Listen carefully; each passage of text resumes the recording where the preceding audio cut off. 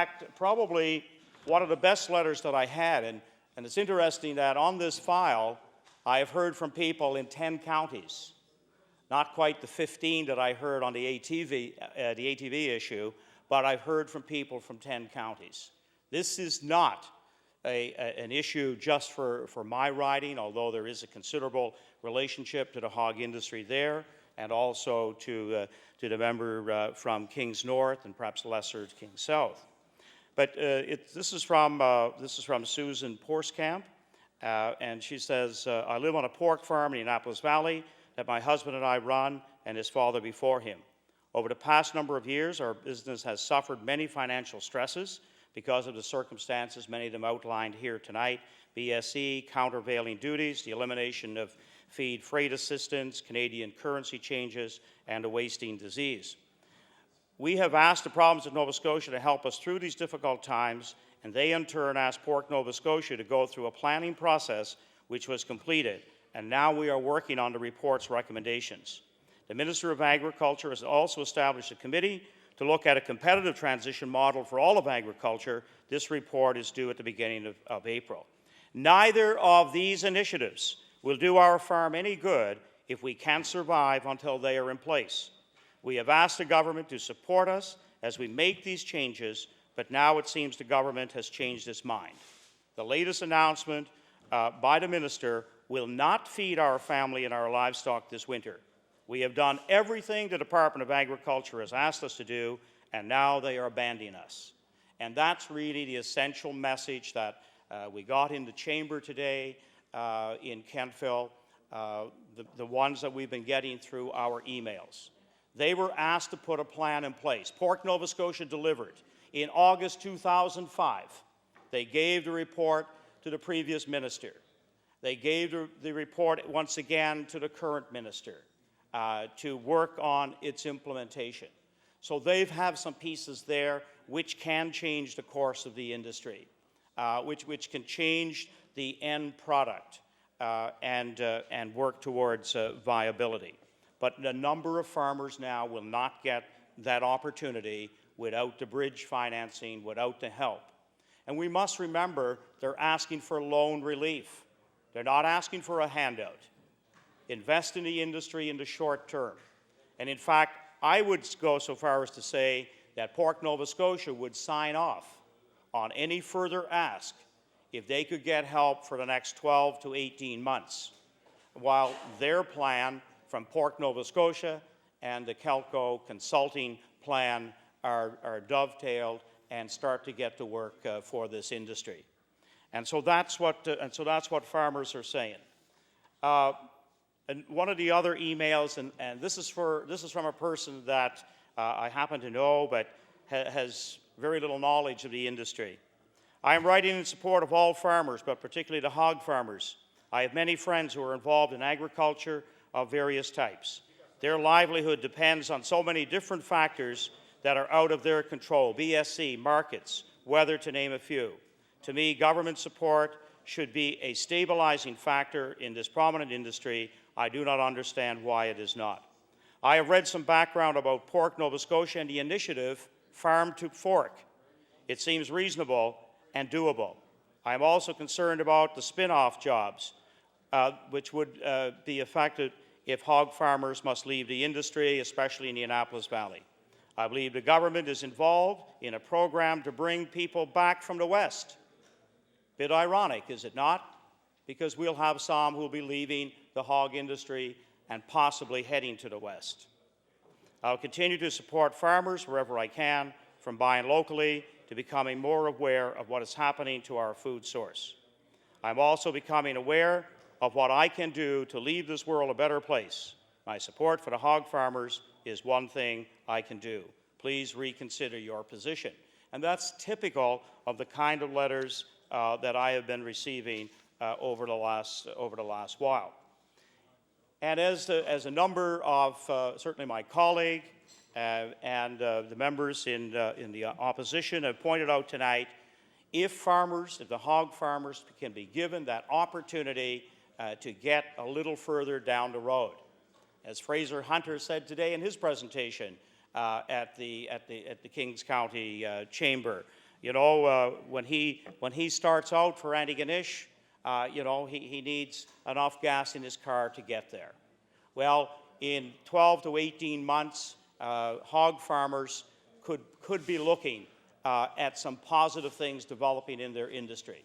But a number will not get there without the short-term support that they now need. It is interesting that on January 29th, Sobeys will have a representative at the horticultural AGM that will be held at the Old Orchard Inn, and their representative will be talking about a sustainable value chain and the company's perspective on local purchasing. And I think the reality is hitting Sobeys and Loblaws that Nova Scotians, and indeed all provinces across Canada, are going to be demanding real food security, real food safety, and that is as much as possible growing and producing what you can in your own province. Ontario, which has the economy possibly next best to Alberta, is looking at this value chain legislation. And they realize that in order to sustain some of their non-managed sectors, they have to get more money into the hand of the producer. I just have a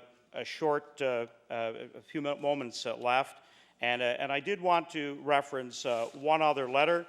This was from a student at Nova Scotia Agriculture College, and I know this young man placed second in his graduating class of 150 students, grew up on a hog farm, and he said, throughout my childhood growing up on the farm and living in rural Nova Scotia, I acquired many life skills, and it is the experience that has paved the road that I have been traveling on today. It is because of this experience that I choose the Nova Scotia Agricultural College, as it has been a dream of mine to someday take over the family farm and continue to grow the operation just as my father has done. The dream and vision that I have spent 20 years developing and working towards is quickly coming to an end. As you are aware, late last year, the provincial government rejected a request from Pork Nova Scotia for some assistance to the pork producers of the province. This has had a direct impact on our family's operation. Over the past 3 years, we as producer and industry have been battling low commodity prices. And he goes on to finish off, I personally invite any member of government to visit our family farm and tour around rural Nova Scotia to see the major impact that agriculture has on rural Nova Scotia and the positive aspects it brings to the province. If support to the hog industry and agriculture is not there... Member's time has expired. Thank you. The honourable member from Pictou East. Mr. Speaker, I realize that this is a valley-centred industry, but as the member for Pictou East, I feel I would be remiss if I didn't get up and make a few comments in relationship to the hog industry in Nova Scotia. This is a vital industry to the economy of Nova Scotia. We all know that. And the beef farmers in Pictou East and the dairy farmers and so on, they have solidarity. They have solidarity, Mr. Speaker, with the plight of the hog industry at this time. And I think there should be solidarity within this House, Mr. Speaker. I think all 52 members of this House should have total solidarity in addressing the problems that are before us at this time. There are a number of letters out there, Mr. Speaker, a number of letters that are being circulated to MLAs from hog producers, from the families of hog producers, from others who are dependent on the industry, and they are very touching. Some of them would actually bring a sensitive person to tears, Mr. Speaker. They outline the loss of the $40 per animal, mentioned already by a number of speakers. But the personal situations that exist out there, Mr. Speaker, are of the gravest nature.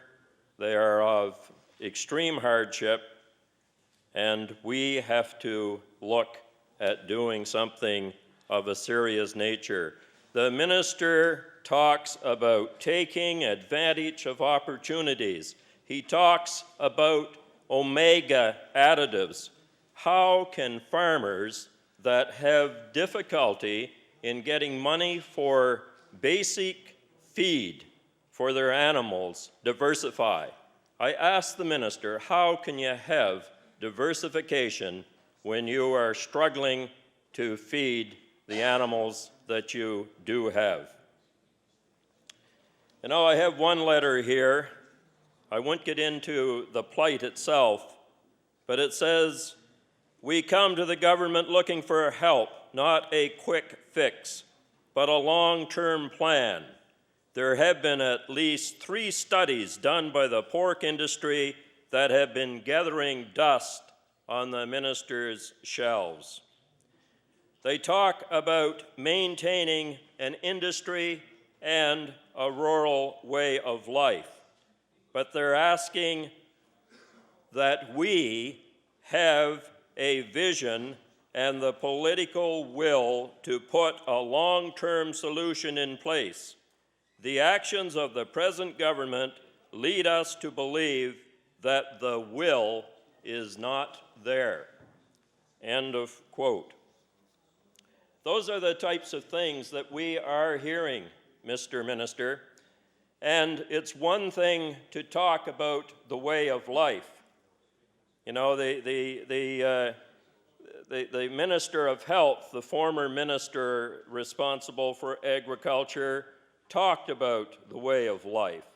And you know, we're looking at an industry, Mr. Speaker, that if it doesn't get help, the life is going to be bled out of it.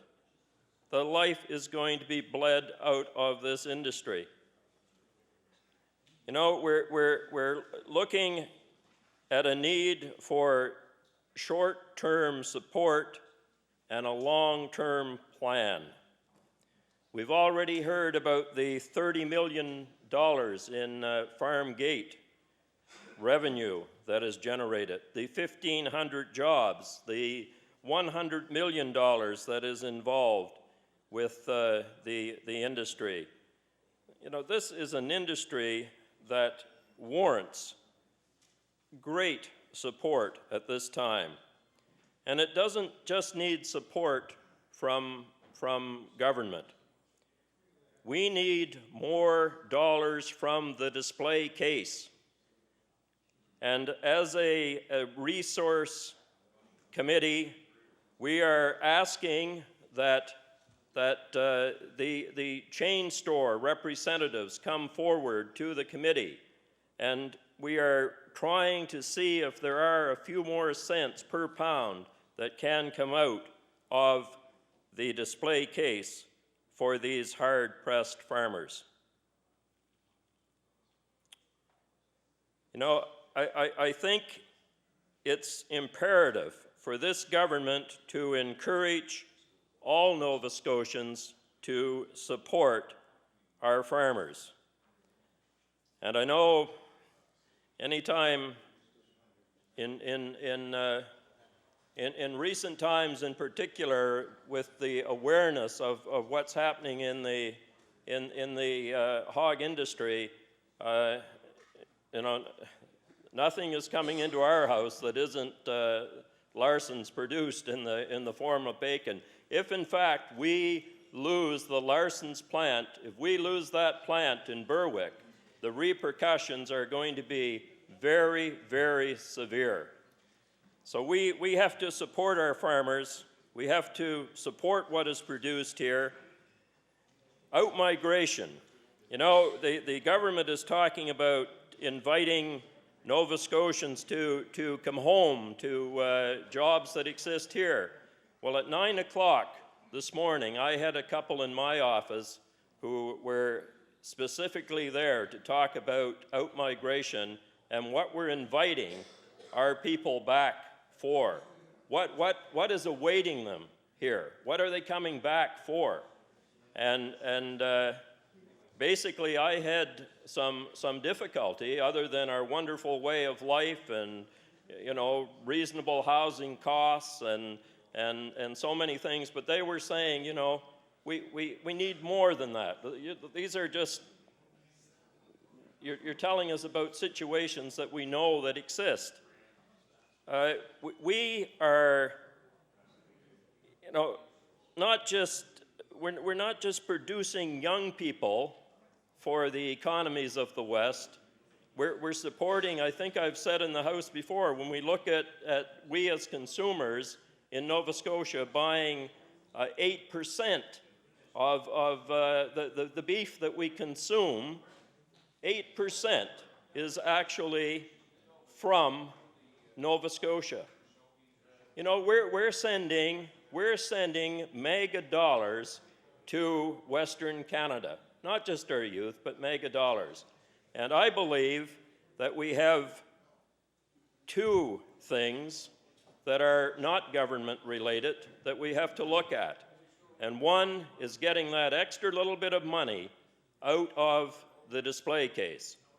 And the other is to encourage all Nova Scotians. I mean, we're almost a million people. To feed 930,000 people, we can consume a lot. And I know that the 65% or so of what we consume in relationship to pork actually does come from our producers. So that's a good thing. But I think, as has been stated, we have to work on that and try to get that up from the 65 to 75 to 85. But we also need the government short-term support and a long-term vision for this industry. You know, ministers and members, it's a time for remedies. You know, it's not a time for excuses. It's a time for action, not a time for inaction. You know, it's a time to help the hog farmers, not to bury them. The former minister talked about the world stage. You know, the world stage. This is part of the world stage, he was saying. Well, it's the Nova Scotia stage that we have to be concerned about. That's we live in a global economy. We all recognize that. But it's the Nova Scotia stage that we have to be concerned about. And it's Nova Scotians that we have to help. It's Nova Scotians that have elected us. They have elected all 52 of us here to address the issues. And address them we must. This is it's almost a form of back-turning to say the world stage, the world stage, the world stage. Look, it's the Nova Scotia stage that we have to be concerned about. You know, the hog producers need us now. The hog producers need us now, Mr. Speaker, and we need the hog producers. That's the point that we have to make. We can't see these farms go down the tube.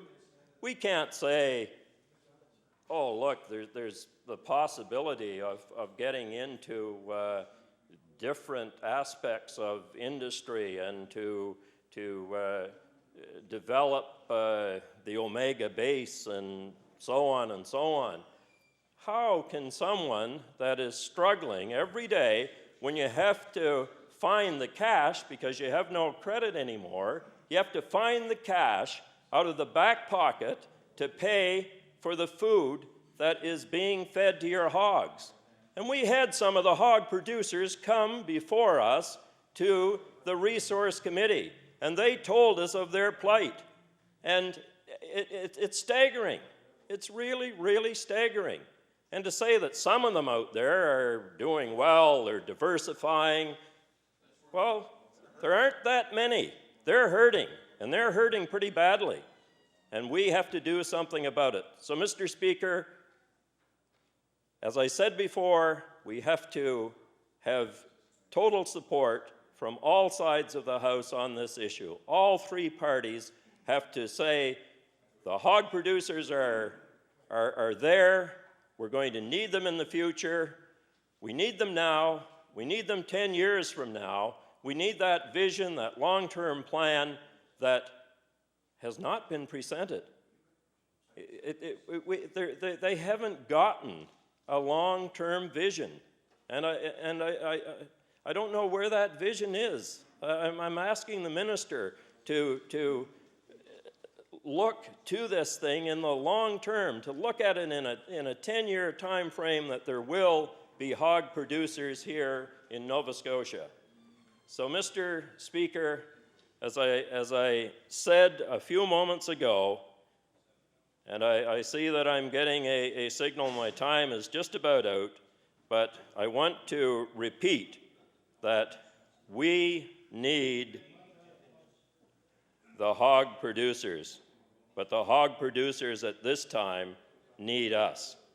So, Mr. Speaker, I thank you for an opportunity of speaking, and there is support from a number of farm entities that are in my constituency for the hog industry at this time, because all of us realize that the whole industry, the whole agriculture industry is in need of a fix.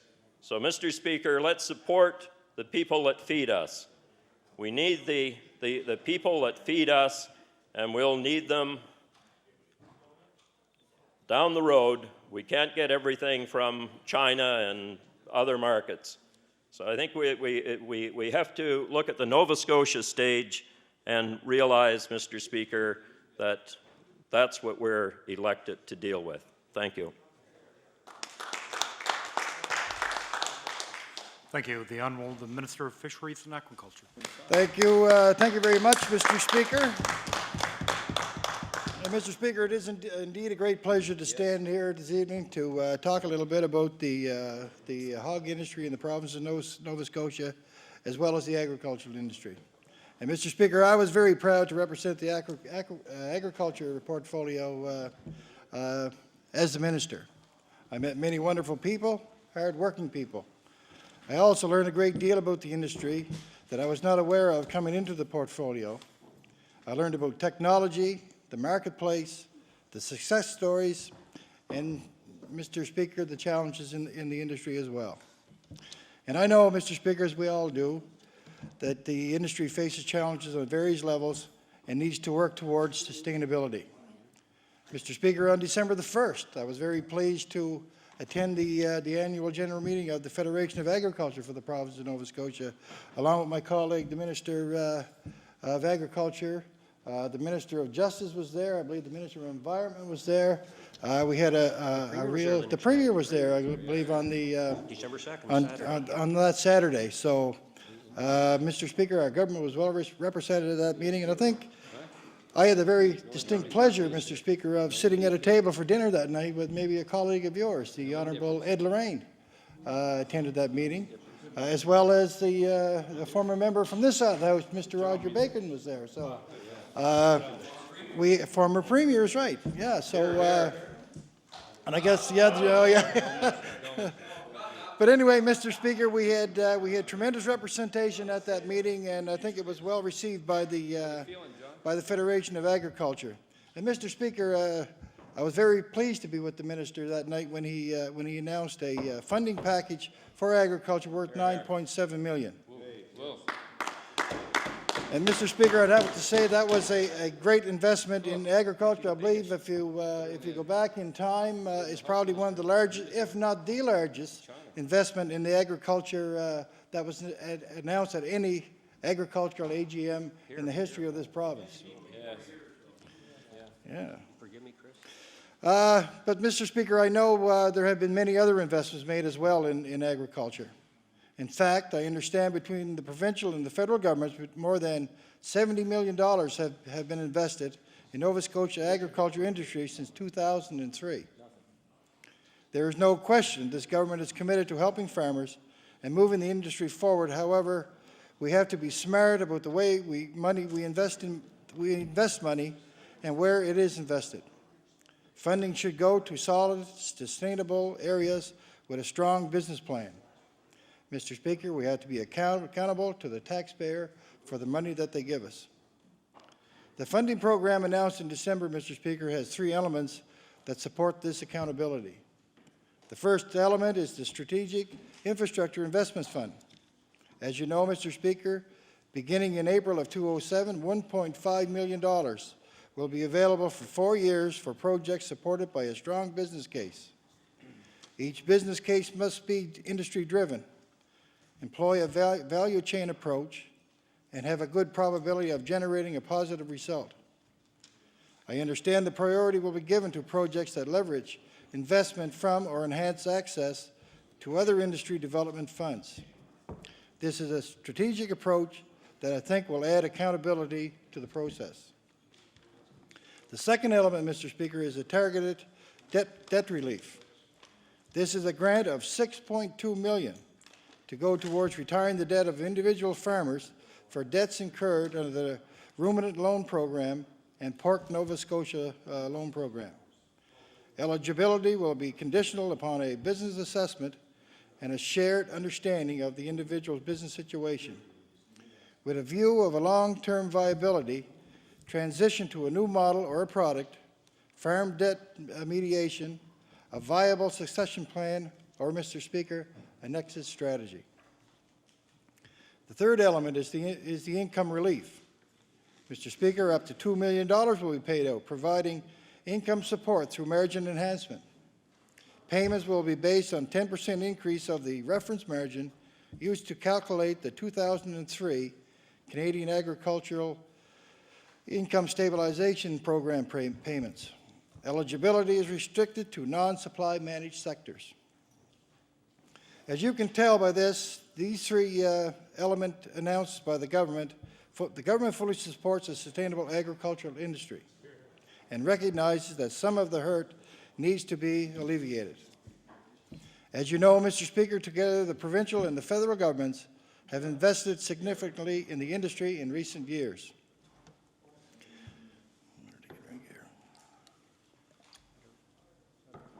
Mr. Speaker, many of Nova Scotia's agricultural sectors are experiencing an income crisis situation. Net farm income in Nova Scotia has fallen significantly since 2000. Average farm debt levels rose almost 40% between 2000 and 2004, compounding the income crisis situation. We know that some of the factors affecting profitability in the industry include high production costs, particularly related to grain, energy and transportation, high debt levels, global competition, food safety, traceability, and environmental regulations, and changes in consumption trends. The income crisis is particularly acute for smaller family farms that do not have the production capacity or the financial capacity to pursue traditional retail or food service markets. Mr. Speaker, government assistance programs are not the fix for all that ails the industry. However, the government continues to be a partner and supports the industry as it can. And Mr. Speaker, our Minister of Agriculture has said, our Premier has said, and our government has said that we support the agricultural sectors in the province of Nova Scotia, and we will continue to do so for the long term. Thank you, Mr. Speaker. Can't beat that. Any further speakers? Okay. The debate for this evening time has expired. The House will sit tomorrow between 8 a.m. at midnight, and the House stands adjourned until 8 a.m. tomorrow morning. Thank you.